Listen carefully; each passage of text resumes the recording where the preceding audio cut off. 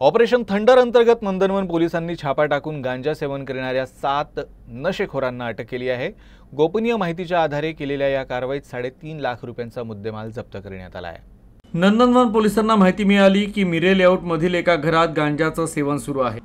या माहितीनुसार पोलिसांनी तत्काळ धाड टाकली आणि 7 नशेखोरांना रंगेहात अटक केली। झडती दरम्यान त्यांच्याकडून गांजा, चिलम, मोबाईल, दुचाकी, 3 चाकी रिक्षा असा 3.5 लाख रुपयांचा मुद्देमाल जप्त करण्यात आला। अंकित चौधरी, स्वप्नील कोंगरे, प्रणय आडमोरे, अंकित नागोरे, अंकित जैस, प्रकाश गायकवाड, अशोक पोटकले, पुडकेलवार अशी अटकेतील आरोपींची नावे आहे। सर्व आरोपींविरुद्ध एनडीपीएस कायद्याच्या विविध कलमान्वये गुन्हा दाखल करण्यात आला आहे। त्या ठिकाणी जाऊन आम्ही रेड केल्यानंतर त्या ठिकाणी एकूण 7 इसम गांजा पीत असल्याचे आम्हाला दिसून आले। 2 पंचांसह त्या ठिकाणचा आम्ही घटनास्थळ पंचनामा केला आणि सदर आरोपींना ताब्यात घेतले, मुद्देमाल ताब्यात घेतला।